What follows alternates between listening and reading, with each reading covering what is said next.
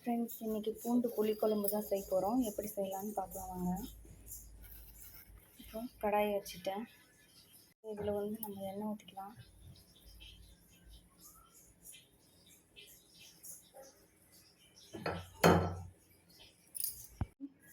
கடுகு போட்டுக்கலாம். கொஞ்சோண்டு கருவேப்பிலை, பூண்டு போட்டுக்கலாம்.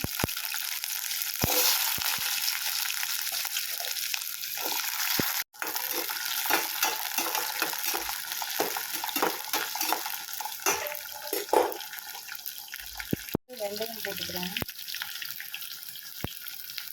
இந்த பூண்டு ஃப்ரை ஆகிற போது அந்த ஸ்மெல்லு வந்து சூப்பராக இருக்கும். கொஞ்சம் பூண்டு வந்து நம்ம எண்ணெயிலே வறுத்துக்கலாம். ஏன்னா அப்படியே போட்டு வேக வச்சிட்டோம்னா அது நல்லா இருக்காது. கொஞ்சம் எண்ணெயில் வந்து வதக்கிட்டு அப்புறம் நம்ம வெங்காயம் போட்டு வதக்கலாம். இப்போ வந்து வெந்துடுச்சு, ஓரளவுக்கு வதங்கிடுச்சு. இப்போ நம்ம வந்து வெங்காயம் போட்டுக்கலாம். நான் ஒரு பெரிய வெங்காயம் ஃபுல்லாக வெட்டி வச்சுருந்தேன். இதை வந்து ஆட் பண்ணிக்கிறேன்.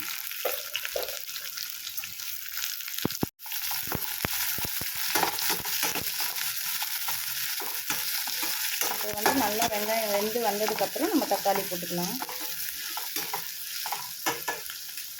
பாருங்கள், வெங்காயம் வந்து நல்லா வதங்கி வந்துடுச்சு. இப்போ தக்காளி போட்டுக்கலாம்.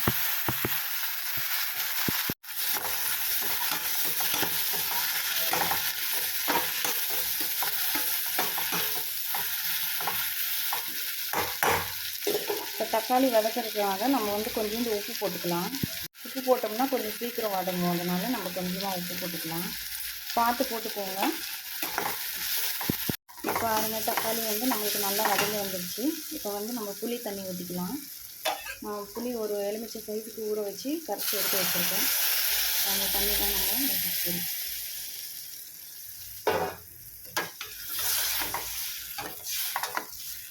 அடுத்து இதில் வந்து மஞ்சத்தூள், மிளகா, மல்லித்தூள் எல்லாம் போட்டுக்கலாம். இதில் வந்து 1/2 ஸ்பூன் அளவுக்கு மஞ்சத்தூள் போட்டுக்கிறேன். 1 ஸ்பூன் மிளகாத்தூள், 2 ஸ்பூன் மல்லித்தூள் கிட்ட போட்டுக்கிறேன். 2 ஸ்பூன் கிட்ட போட்டுக்கிட்டேன்.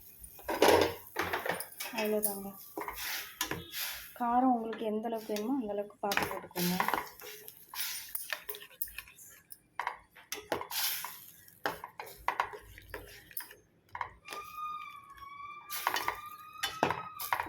ஊற்றிக்கிறேன்.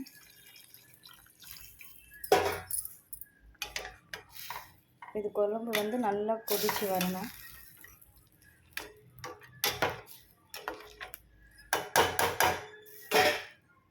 லாஸ்ட்டில் வந்து நம்ம இந்த பொடியை தான் போட போகிறோம். இது என்ன பொடினா, கடுகு, சீரகம், வெந்தயம், இது 3த்தையும் லைட்டாக வறுத்துட்டு பொடி பண்ணி வச்சுருக்கேன் நான். இது புளிக்குழம்புங்களுக்கு போட்டால் நல்லாயிருக்கும்.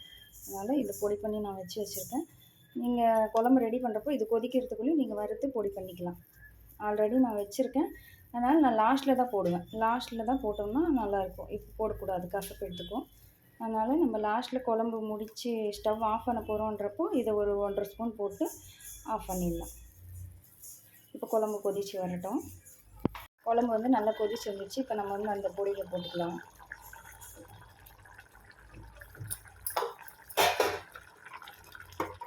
கண்டிப்பாக இந்த பூண்டு குழம்புக்கு வந்து இந்த பொடி போட்டால் தான் டேஸ்ட் இருக்கும். பாருங்கள், அந்த பொடி போட்டதும் இன்னும் கொஞ்சம் திக்காகிடுச்சு குழம்பு நல்லா.